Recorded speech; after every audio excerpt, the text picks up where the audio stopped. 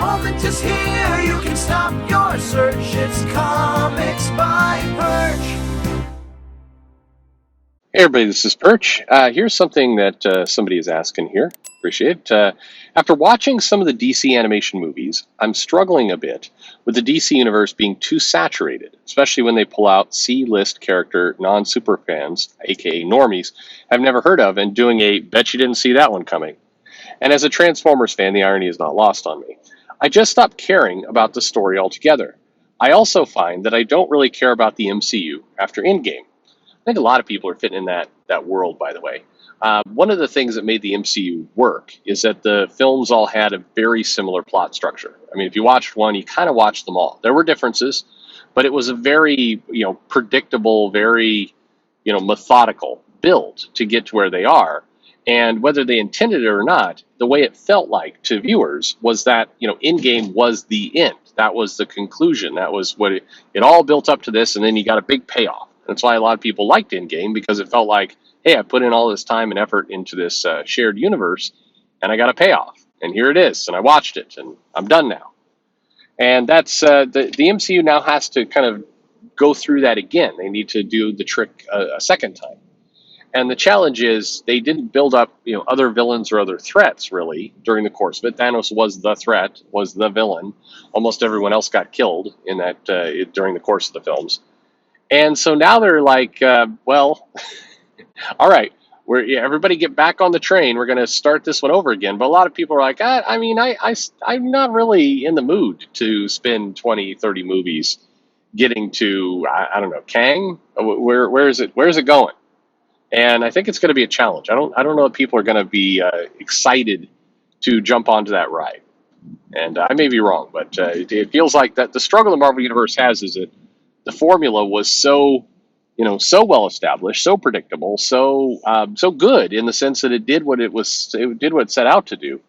But the problem is, once you've reached the end, can you stuff it all back in the bottle and do it again? I'm not convinced that's the case. It's like a magic trick. It's like I really like that magic trick, but I've seen it now.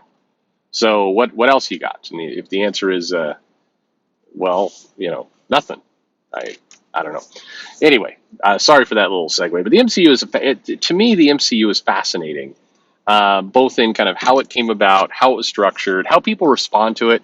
I always love well, I never liked it in the beginning. It wasn't any good for me. It's like, yeah, that's fine, and that may be you, but there was a reason why that formula was so predictable that it just printed money. And I think I can draw a parallel to the comics as well, where with the monthly books that are out, they don't have the same kind of predictable, guaranteed, you pick this up and you're going to get a formula kind of feel. If anything, a lot of the 70s and 80s books did have that. And now that they're like, well, we need to make comics smarter, people will see the formula coming. It's like, anyway, sorry, let me go back to the question. On one hand, we tell them to create new characters instead of altering old ones, which I completely agree with. And I get that every writer wants to create as much new stuff as possible in hopes of royalties if their creation makes it into a movie. But I also feel in the insert decade between 40s and 80s, they would just as easily drop a character immediately if it didn't stick, just as they would create new ones. They're just adding and never removing. And I think the lack of restraint and the writers trying to be clever is making the overall product worse. I guess the question is something like, should Marvel and DC reduce the number of active, semi-active characters to help new readers, viewers get into it, or just go all out and hope audience goes along for the ride? And then the last part is this. What happened to that 80s style jingle with the "Stop Your Search" is Comics by Perch lyrics? It was by far your best one. I just fool around with these things. It kind of dawns on me that I haven't changed in a while, and I slip in the new music, and there you go. I should probably go back to just music and no lyrics for a little while. But anyway, it's all good. I think the Marvel and DC universes would really be served by reduction. I do agree. I think there's been so many characters, and the problem is these characters do not get enough breathing room to really do anything. And the companies are so obsessed with creating new characters, whether it's for diverse reasons or whether it's just for a writer just doesn't want to go over the same ground, or maybe they think to themselves, Captain America, Superman are too hard to write, so we have to do other things. I mean, there's a lot of reasons why people constantly are saying, no, we can't do the same old stuff. We have to go to somebody new. But the challenge is when they go to somebody new and they're given a 5 issue limited series to do something new in, there's no real chance to flesh that character out, to have them be much of anything. And so maybe some of those characters get into the movies, but if they do, the movies are pretty much going to dump whatever kind of half-baked origin story existed there and just do their own thing. I mean, look, if Monica Rambeau, who doesn't have a ton of material, if she has to be almost entirely discarded and recreated for the MCU, which she has, then where where do you go? That character outside of the name is the same, and powers that we haven't really even seen fully yet, but may be the same. If that's there's nothing that makes her Monica Rambeau. America Chavez is about to appear in Doctor Strange. I've been saying, and I don't know, the people who just want to continue to fight the culture war continue to bleat about it being, oh, it's woke activism and everything else. That character, whatever that character is, woke, not woke, semi woke, slightly woke, somewhat asleep, a little woke, whatever it happens to be, that character, America Chavez, is going to in no way resemble what you've got in the comics outside of appearance. It's funny because the most important person, and contemplate this for a second, the most important person in these translations to movies is the artist. The artist is who is doing the visual style of this character. That stuff tends to get retained. Whatever the writer did tends to be dumped. By and large, completely dumped. I mean, look at these characters. Hell, the Eternals. I mean, anyway, you can go down the line. They're not picking as a Shang-Chi. Look at all the stuff they've done lately. It's the writer is in many cases the least important part of the equation, which is not how you'd think if you were reading the comics and look at what people are up to. But you're right. There's too many characters running around. Way too many characters, and without giving these characters time to grow or have backstories and everything else, all you're doing is you're creating this weird little cliff, this canyon. The canyon being you've got a bunch of old legacy characters that aren't getting attention in the comics now. They're largely being forgotten. They're being put on the shelf because they're deemed too old, too legacy, too historical. Nobody wants to read this stuff anymore. We need to just move on. So those characters are being put largely on the shelf, where their backstory is now quickly becoming dated, where the last time they really had a lot of character growth and build was 20, 30 years ago.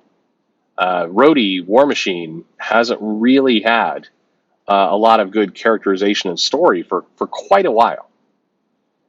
Meanwhile, at the same time, you're building up new characters by the bucket. You're just creating them and then dumping them into comics, and they're trying to do it to kind of hook off of current trends. So somebody watches Game of Thrones, or somebody sees some show on Netflix or Hulu or wherever it happens to be. Nobody's watching Hulu, but anyway, somebody's watching some streaming show, and they create a character based off of kind of what's popular on Twitter or streaming services at the time. And then it becomes a comic character for 5 issues, maybe in a limited series, and then it's largely ignored and forgotten, maybe picked up a year or two later, but by then whatever trend or fad that character is being kind of leveraged off of is long gone. Hey, do you remember the 5 Children of the Atom characters that came out like a year ago? Remember those? I mean, do you remember that? They were wanting to go to the Hellfire Gala. And where are they now? Anywhere? Do you think you're ever going to see those characters again? I'm guessing not. I'm guessing a couple of years from now, one of them may pop up in there's kind of a background character. It's like, oh yeah, that's right. You're a trivia question at that point. Hell, go back further. Remember, what was it, 8 years ago, 10 years ago? I'm not sure. Remember when Hope had her little team of newer mutants, because mutants weren't being born, and then some were being born, and then there were some mutants. And so Hope had her own little team, and one of them killed somebody. Remember that? During a schism, because Cyclops said, go ahead, and then Wolverine was angry about it, and then every now and then they'd kind of show up vaguely at the mansion, and then just gone for a couple of years, and now one of them's appearing in the Sabretooth series, and it's like, that's the problem. You've got dozens, if not hundreds, of characters that show up, get almost no airtime. The fans never really connect or bond with them, and then they're gone. So what's the solution? Well, you could kill a bunch of them off. That would be a good start. Or alternatively, if you don't want to go on a big murder spree, just get a comic and find some writers who are willing. Hey, there goes a car with the Punisher logo on it. It's a Honda. I wonder, the guy driving it is Latino. Okay. Anyway, I there's so many Punisher skulls all over everything around here. It's nuts. Anyway, you've got to find some writers for these companies who are willing to just take the classic characters, willing to take, the Avengers as they are, and just tell a good story with them. Not feel compelled to say, well, I'm doing this, but I really need to introduce a new Star Brand baby who's going to age up quickly because it'll be that's going to be fun. I want to bring some new kids. Just no. I want to do the X-Men, and the X-Men is not going to have some weird, quirky members of the team. We're just going to go with one of the 20 to 30 core members that have showed up on the X-Men over the last 30 years. And we're just going to really focus on, reestablishing great stories with these characters. And then we could start to ease some of these people back in. But right now, because we're just ramming new characters into the picture with no context, no support, no backstory, no history, and then we quickly jump on to the next one. I mean, what's good about that? It's none of that is leading anywhere. Anyway, good question. I definitely think we got to redo it. It's hurting. The thing is, it's hurting the new characters. And this has nothing to do with diversity or not diversity or any of that kind of stuff. It's just you got more than you know how to focus on. And so unless the comic really has no intention of doing anything, but every now and then, you open up a page, it's like, wow, it's a new character I haven't seen before. I'm excited about that. Boy, the look and feel of this character is exciting. Cool. Next month there will be some new ones. Don't worry. I mean, I don't know. Not much point to that.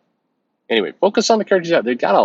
You've got thousands. I mean, can you imagine? Do you remember when they did the official handbook to the Marvel Universe? And there were like thousands of characters in there. It was like the little encyclopedia of superheroes, and it was really cool. And I remember thinking, man, this is a massive audience.